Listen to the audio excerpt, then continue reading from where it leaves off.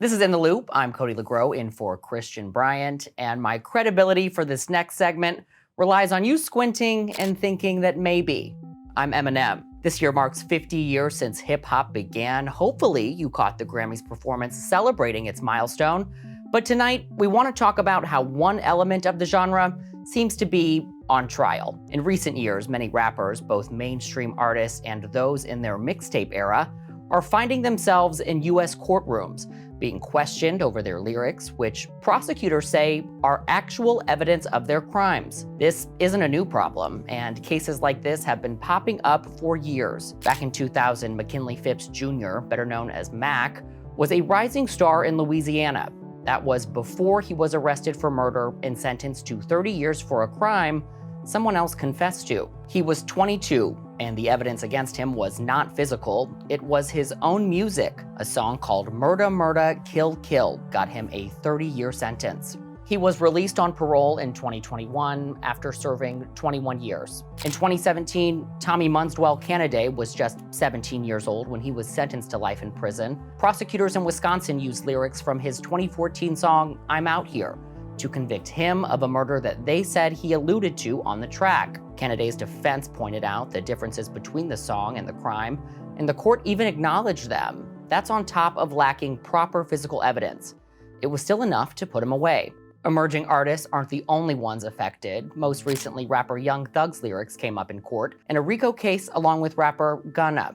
We'll have more about that case later, but the point is, rap repeatedly seems to end up in courtrooms. In the last 30 years, researchers tracked more than 500 reported cases of prosecutors using lyrics as evidence against rappers, and they think that's a lowball, impacting Black and brown artists the most. These cases have led many performers and fans to call for increased protection and make lyrics inadmissible in court. Experts argue that violence and crimes referenced in rap are usually just creative expressions and do not indicate a direct tie to crime.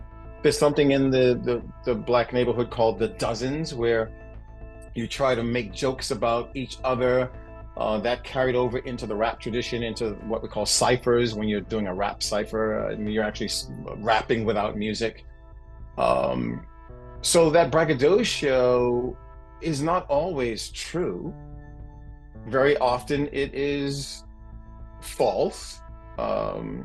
Hyperbole that's actually blowing something up and making more of it than what it actually is. And that's where the gray line is.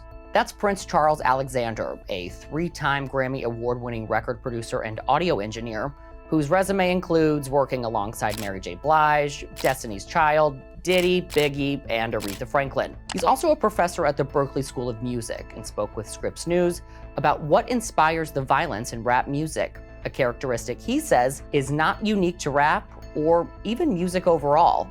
When you look at any of the art forms that are trying to mirror the pathos of the human condition, you could draw any inference that you want from it. And unfortunately, because we live in a society that has been targeting the Black male for so long, the entertainment value of the violence in hip hop is not taken as entertainment, it is taken as a problem. And many artists have directly referenced this problem of lyrics landing them in court. Confiscated the CDs at one of your homes. For evidence ever since we heard some of your songs. What about this pimp guy? He was on one of your songs. I could have sworn that he said he had a pocket full of. Am I wrong? I can hear echoes from feds on this beat from informants. I think they recorded. Listen, you hear that? We might just get hit with the RICO. I defend myself in court, this is sport. I get signals from the source. I can twist and I can contort. I just feel like I'm a Porsche. Many say there are criminal elements that get mixed up with rap artists, but here's the thing. It's not unique to rap, something we learned from journalist and author William McKeen. When people today talk about popular artists in the marketplace who have associations with criminals, welcome to the club. It's nothing new. It's been going on the whole time.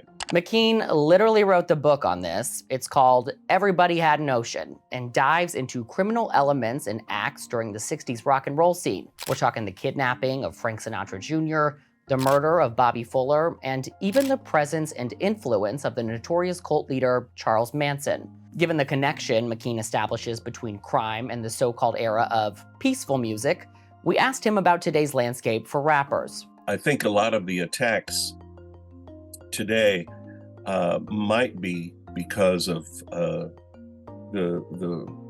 racial element of it. I think that part of this might also be a misunderstanding of songwriting. I think a lot of songwriting is done in character. It's almost like you're writing a miniature screenplay. But the way the law is set up right now, a miniature screenplay or any other form of art could end up in court. It can be a drawing, it can be a tattoo, it can be a non-rap song, a painting, different forms. Attorney Daniel Rosansky, a partner at the firm Stubbs, Alderton, and Margulies, has defended musicians like Jay-Z in court and spoke with Scripps News about how California, one of the only states to directly address this problem, changed its laws last year to protect artists. He says it's all about considering the overall context. So if somebody rapped about something years prior, that's likely not associated with actual criminal behavior that happens 5 years later. If somebody raps about hitting somebody with a car, but now they're being accused of shooting someone, that's going to be of minimal probative value because there's no similarity in the crimes. Rosansky said the role of a judge as a gatekeeper of the evidence takes on a lot of value in these cases. And the bigger picture, separating the art from the artist, is something they have to consider. The court will look at credible testimony on the genre of creative expression as to the social or cultural context, rules, conventions, and artistic techniques of the expression. On the federal level, there's been some attempt to protect artists. The Restoring Artist Protections Act, or RAP Act, was introduced last year, and it aimed to change the federal rules of evidence to allow for greater consideration of artistic expression. And rap is an art form, whether people want to believe it to be or not. New York Representative Jamal Bowman is one of the sponsors of the bill, which technically expired when the new Congress was sworn in this January. But Bowman told Scripps News he plans to reintroduce legislation to tackle what he calls a First Amendment problem. We don't want to make a prosecutor's job harder than what it is. I mean, they have to do a job. If there's evidence to support the job that they're doing, that's fine. We have no problem with that. But there are rogue prosecutors looking to target this particular genre and a particular people, and all they're using are rap lyrics. That is unacceptable. Now look, we all know rap isn't everyone's cup of tea, and the harshest critics associate it with violence and immorality.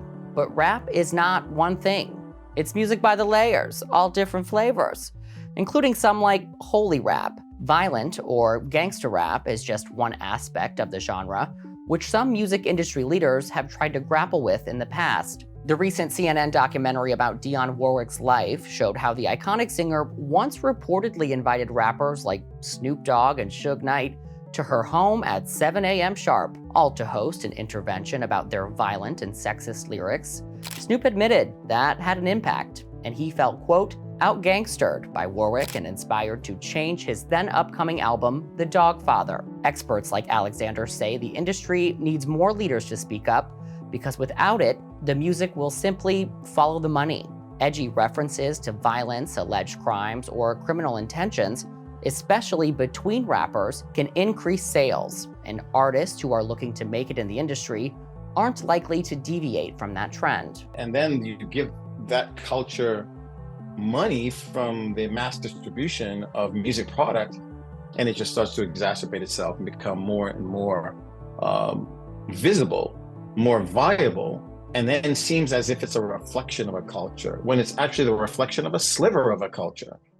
The line between confession and art can seem like a slim one, especially when an industry has both bad habits and bad actors looking to make a buck with violent lyrics.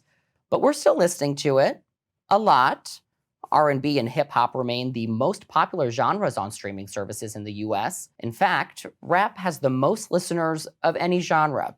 The popularity of the genre probably contributes to court scrutiny, but it also complicates it. Entertainment correspondent Casey Mendoza tells us about a current case involving rap artist Young Thug and why the popularity of his songs is making his case so complex. The jurors will come to 1C and 1D as they did this morning.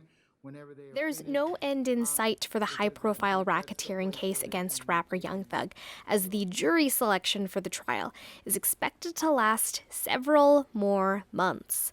The Fulton County, Georgia chief judge said earlier this month that around 1,200 jurors will be summoned over the next couple weeks, with the goal of finding 12 trial jurors and 6 alternates. Young Thug is best known for co-writing the Grammys' 2019 Song of the Year, This Is America.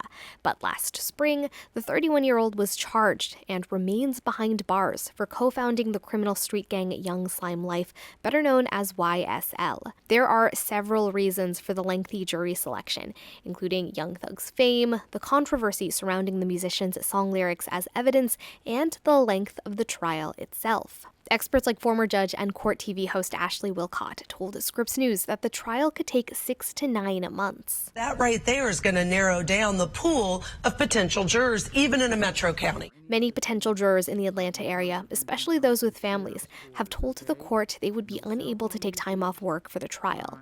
Experts worry that because of those financial and professional concerns, the jury will comprise mainly of wealthy or retired people. One jury consultant told the Atlanta Journal-Constitution that would not be a jury of anyone's peers. Witnesses for the high-profile trial include music executives and fellow rappers like Killer Mike. Young Thug is one of 28 defendants, and some, including rapper and YSL member Gunna, were released from jail after pleading guilty. Casey Mendoza, Scripps News.